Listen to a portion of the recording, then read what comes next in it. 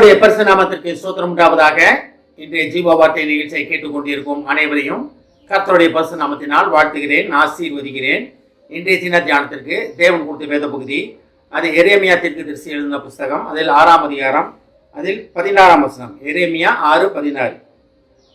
வழிகளிலே நின்று பூர்வ பாதைகள் எவை என்று கேட்டு விசாரித்து நல்ல வழி எங்கே என்று பார்த்து அதிலே நடவுங்கள், அப்பொழுது உங்கள் ஆத்மாவுக்கு இளைப்பாறுதல் கிடைக்கும் என்று கர்த்தர் சொல்லுகிறார்.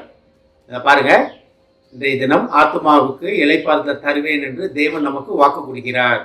தேவன் ஒரு வாக்கு கொடுத்தார்னா அது நிச்சயமாக நிறைவேறும் என்பதை நாம் எல்லாமே அறிவோம். நிறைய நேரம் தேவ வாக்கு நிறைவேறாத காரணம் நம்ம தானே தவிர தேவன் கிடையாது. தேவன் நம்மளை ஆசீர்வதிக்க விருப்பம் உள்ள தேவன், நம்ம ஆசீர்வாதமாக இருப்பதற்கு விருப்பம் உள்ள தேவன். நம்ம போராடி கொண்டு இருக்கக்கூடாது, தேவன் நமக்கு வைத்திருக்கிற வழியிலே நடக்க வேண்டும் என்று தேவன் ஆசைப்பட்டு கொண்டிருக்கிற தேவன். நிறைய நேரம் நம்ம இஷ்டப்படி நடந்துட்டு தேவன் நம்ம சொன்னது எதுவுமே நடக்கலையே அப்படின்னு தேவனை குறை சொல்கிறவர்களாக காணப்படுகிறோம். அதான் அந்த வசனம் எப்படி ஆரம்பிக்குது பாருங்க. வழிகளிலே நின்று அப்படின்னா என்ன அர்த்தம்? நம்ம சென்று கொண்டிருக்கும் உலக ரீதியான வழிகளிலே நின்று, நம்ம மனதின் வழிகளிலே போய் கொண்டிருக்கிறோம், நம்ம கண்ணின் பார்வையின் வழியிலே போய் கொண்டிருக்கிறோம். நம்ம வழிகளிலே நின்று நம்ம எந்த பாதையில் போகிறோம் என்று ஆராய்ந்து அறிவதற்காக கர்த்தர் இன்றைய தினம் நம்மளை அழைத்து கொண்டிருக்கிறார். லெந்து டேஸ் முடிகிற போகிற கடைசி வார்த்தை நம்ம இருக்கிறோம்.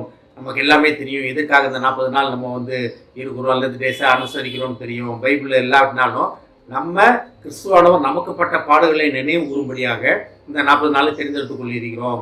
இந்த 40 நாட்களில் நம்ம வழிகள் என்னது, நம்ம எண்ணங்கள் எப்படி இருக்குது, நம்ம வழிகள் தேவனுக்கு சித்தமானதா, தேவனுக்கு பிரியமான வழியா, தேவன் என்னை அழைத்து எனக்கு ஒரு பாதையை வைத்திருக்கிறாரே, எனக்கு ஒரு வழி வைத்திருக்கிறாரே, அதிலே நடக்கிறோமா என்பதை நாமே ஆராய்ந்து அறிவதற்காக கர்த்தர் நம்மளை அழைத்து கொண்டிருக்கிறார். அதனால தான் அந்த வசனம் எப்படி ஆரம்பிக்குது பாருங்க. வழிகளிலே நின்று, அப்போ நம்ம போகிற வழியிலே நின்று பாருங்க, பூர்வ பாதைகள் எவை என்று கேட்டு விசாரித்து நல்ல வழி எங்கே என்று பார்த்து அதிலே நடவுங்கள்.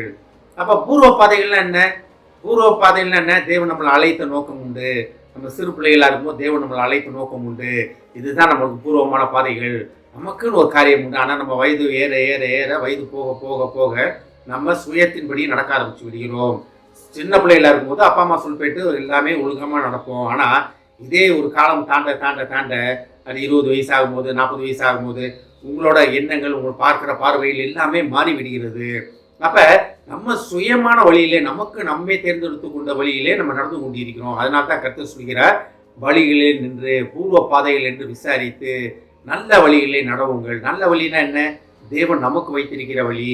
அந்த நல்ல வழிகளிலே நம்ம நடக்கும் பொழுது ஆண்டவர் அடுத்து என்ன சொல்றாரு பாருங்க, அப்பொழுது உங்கள் ஆத்மாவுக்கு இளைப்பாறுதல் கிடைக்கும் என்று கர்த்தர் சொல்கிறார்.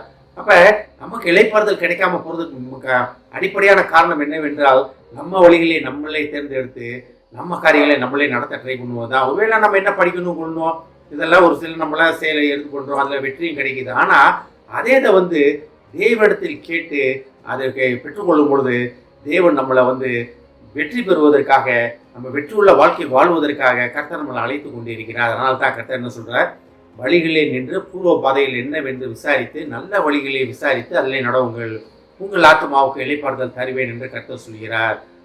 வாக்கு கொடுத்த கர்த்தர் வாக்கு மாறாதவர். ஆமென். ஜெபிப்போம்.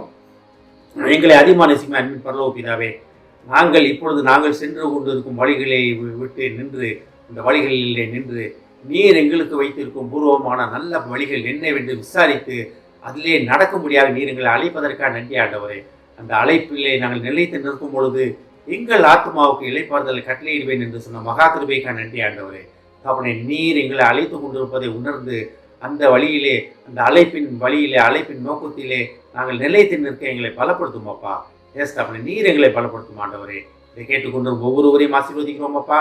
ஒவ்வொரு குடும்பத்தையும் ஆசீர்வதிக்கிறோம் ஆண்டவரே. குடும்பத்தில் உள்ள ஒவ்வொருவரும் தங்கள் சொந்த வழிகளை விட்டு அப்பனை நீர் அவர்களுக்காக வைத்திருக்கிற வழிகளை நடந்து அப்பனை ஆசீர்வாதத்தை இளைப்பாறுதலையும் பெற்றுக்கொள்ள நீர் அழைப்பதற்காக நன்றி ஆண்டவரே. ஆசீர்வதிக்கிறோம் அப்பா. இயேசுவின் மூலமாய் கேட்கிறேன் நல்ல பிதாவே. ஆமென். கர்த்தர் உங்களை ஆசீர்வதிப்பாராக.